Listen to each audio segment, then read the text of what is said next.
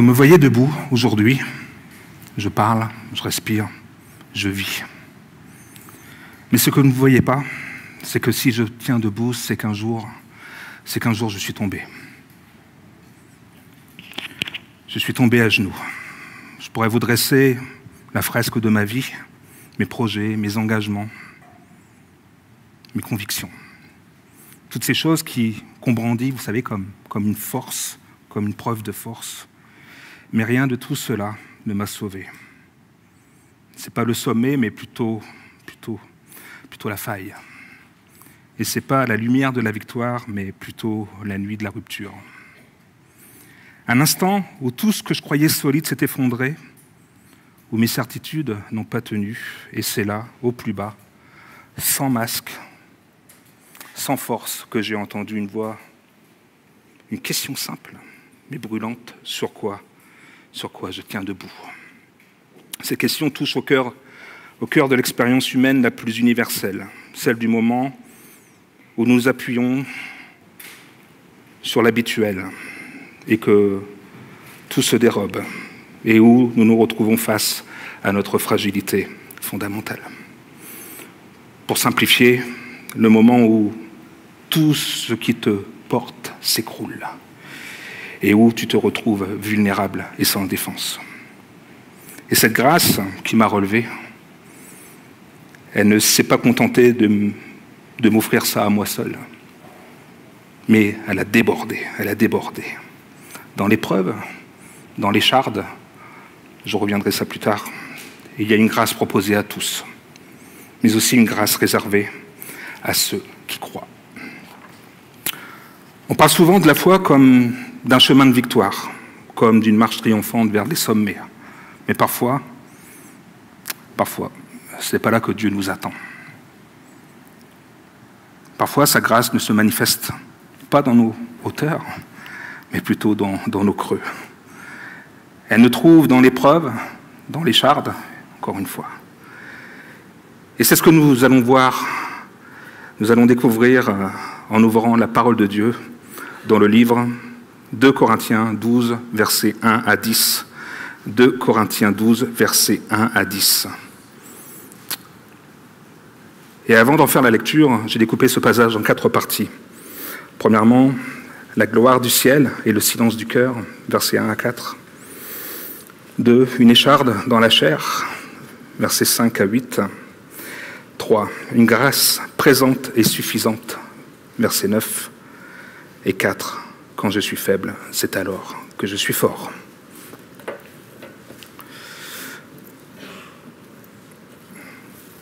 « 2 Corinthiens 12, versets 1 à 10.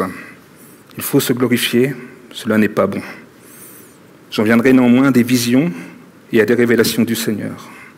Je connais un homme en Christ qui fut, il y a 14 ans, ravi jusqu'au 3e ciel.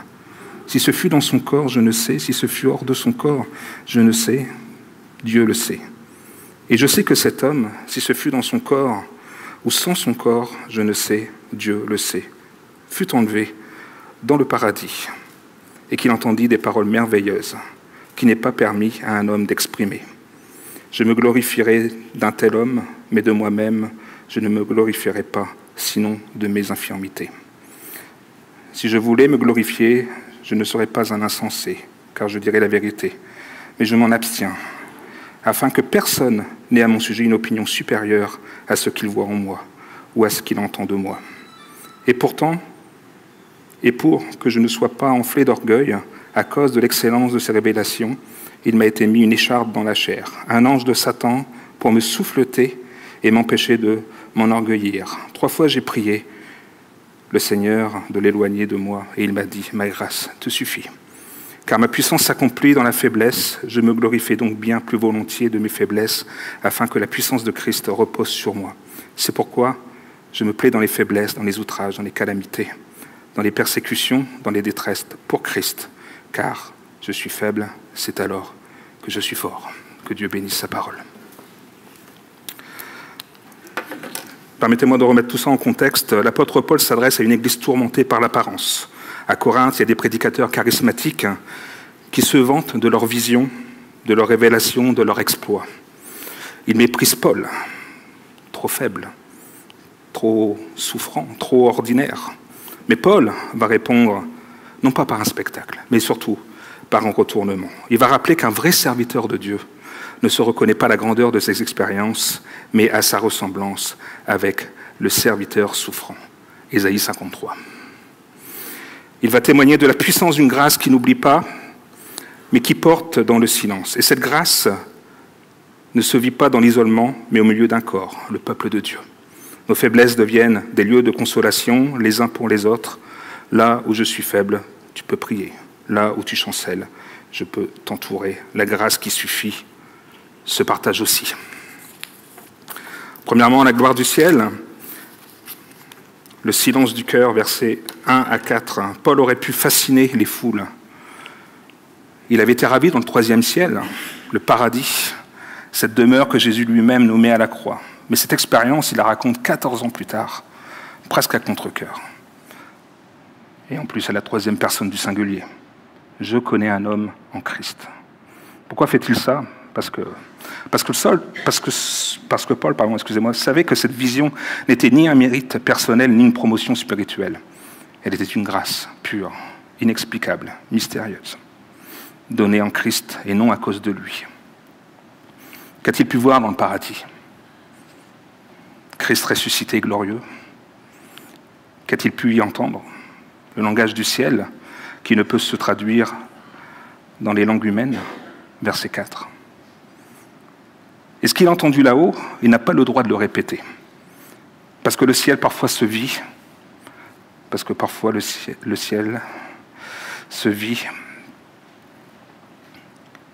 mais ne se décrit pas. Ce ne sont pas des expériences spectaculaires qui font un apôtre, mais la fidélité dans la faiblesse.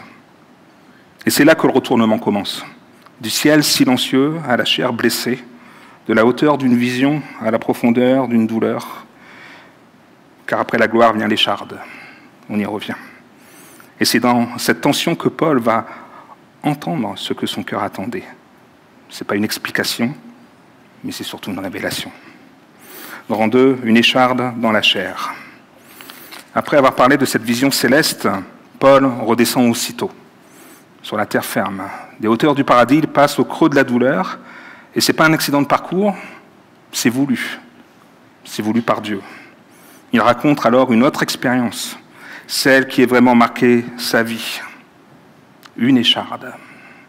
Une écharde dans la chair, c'est une image de douleur persistante, de quelque chose qui blesse, sans tuer, qui reste, qui dérange, qui empêche de s'élever. Et ça pique sans relâche. Ça rouvre la blessure dès qu'elle veut se refermer. Ce qui empêche de s'endormir dans l'illusion de sa force. Nous ne savons pas exactement ce que c'est.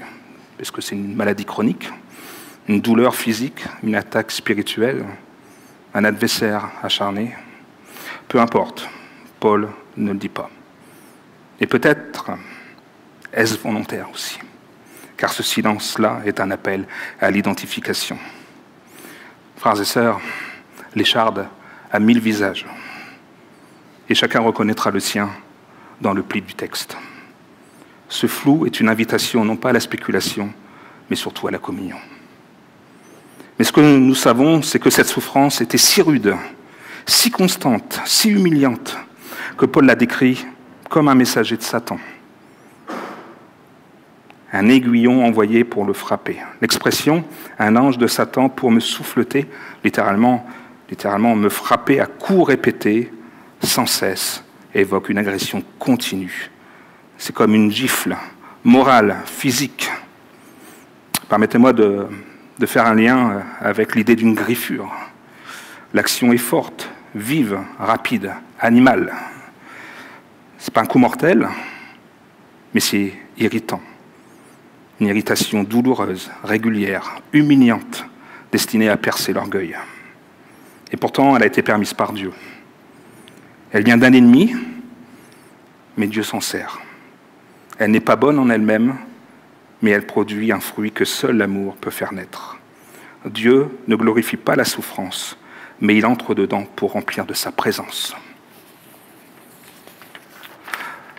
Frères et sœurs, le mal ne devient pas bien, mais il peut être vaincu et même transformé par la puissance d'une grâce souveraine. Et une question me vient en tête, mais Dieu, pourquoi il ne supprime pas littéralement l'écharde? Ce serait peut-être plus simple. Mais non, pour empêcher Paul de se glorifier de ses révélations et l'attacher à un seul mérite qui sauve, la grâce. Dans cette faille, dans cette zone vulnérable, nue, exposée, Dieu installe sa puissance. Non pas autour,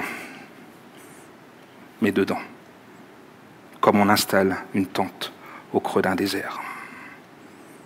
Alors Paul prie, il supplie, pas une fois, pas 2 fois, mais 3 fois.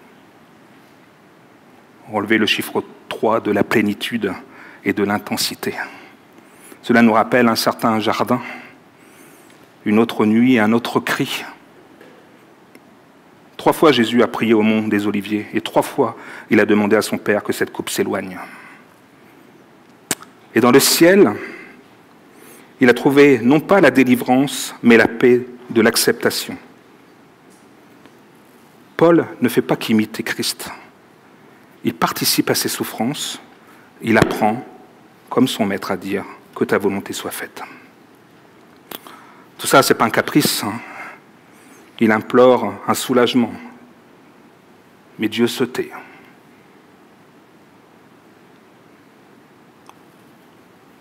Le silence n'est pas l'indifférence, ce n'est pas l'abandon.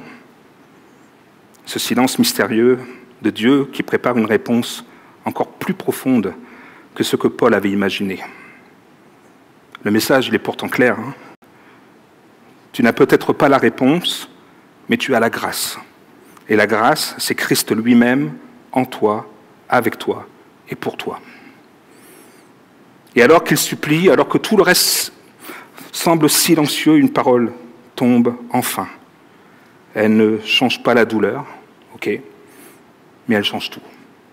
Car cette parole ne vient pas pour adoucir la vie, elle vient pour y planter une force douce, une force invisible, une force suffisante. Grand 3. Une grâce présente et suffisante, verset 9. Et voici ce que Dieu dit après le silence, une parole courte, tranchante, inoubliable. Ma grâce te suffit. Pas une grâce lointaine, théorique et décorative, mais plutôt une grâce vivante, suffisante, présente dans les poussières des jours. Elle ne t'a pas seulement suffi hier, elle ne suffira pas seulement demain, elle suffit maintenant, à l'instant présent. Une force pour tenir chaque jour. Une grâce qui porte quand tout flanche, qui nourrit quand l'âme est vide, qui comble sans flatter et qui guérit en silence. Mais ce n'est pas tout, car Paul ne s'arrête pas à recevoir cette grâce, il découvre qu'elle fait bien plus que suffire. La grâce transforme. Elle fait de sa faiblesse un temple, de ses blessures un lieu d'onction. Il apprend que la vraie force ne vient pas d'un changement de circonstance, mais d'une présence dans la faiblesse. Je me souviens d'une période où j'ai été submergé, dépassé. Ça peut arriver à tout le monde. Et puis j'ai eu besoin d'aide. Au début, je ne savais pas que j'allais avoir besoin d'aide.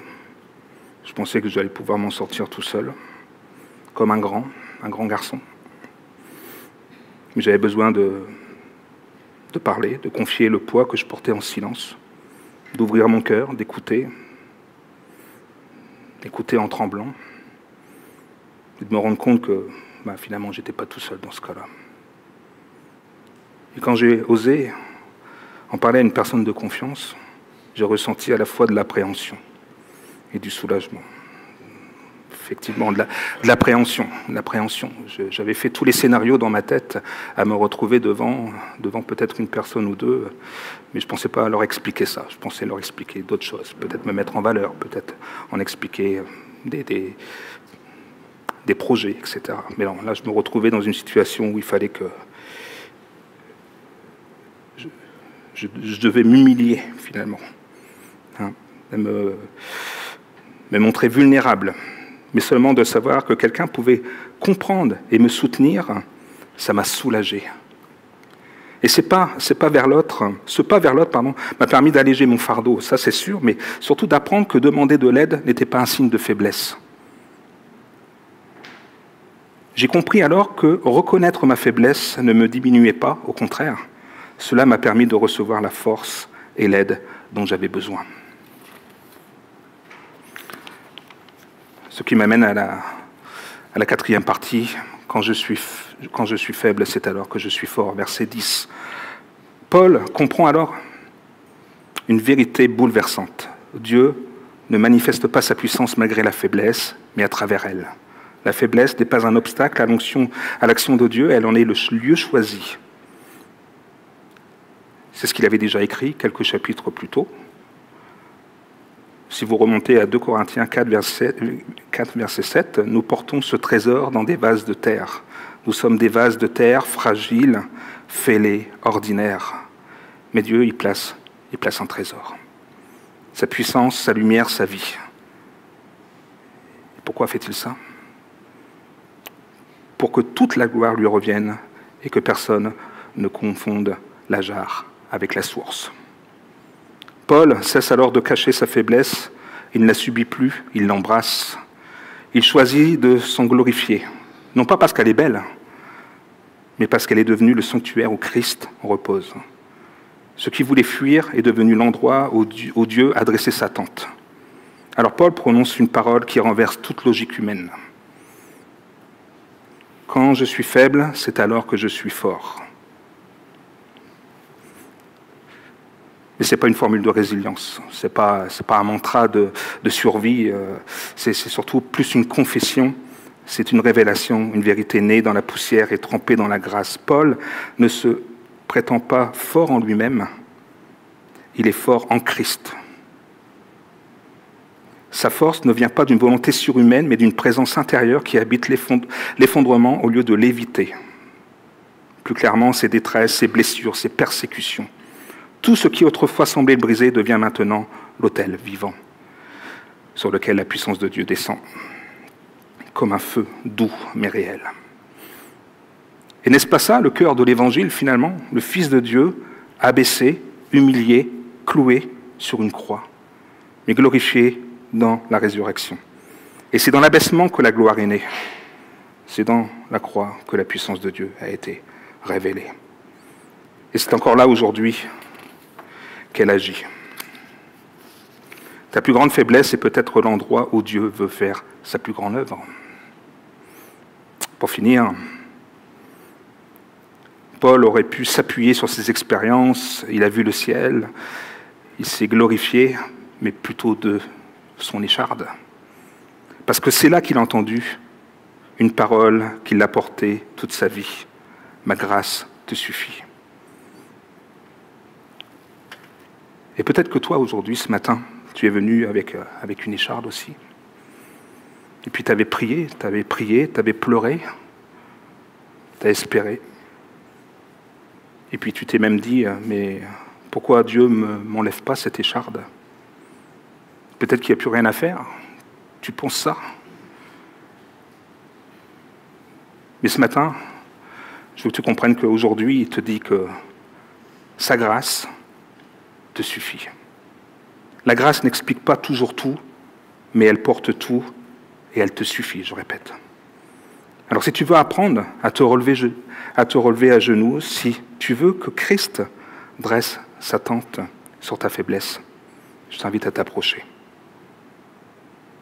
Je t'invite à t'approcher maintenant. Ne reste pas debout par habitude.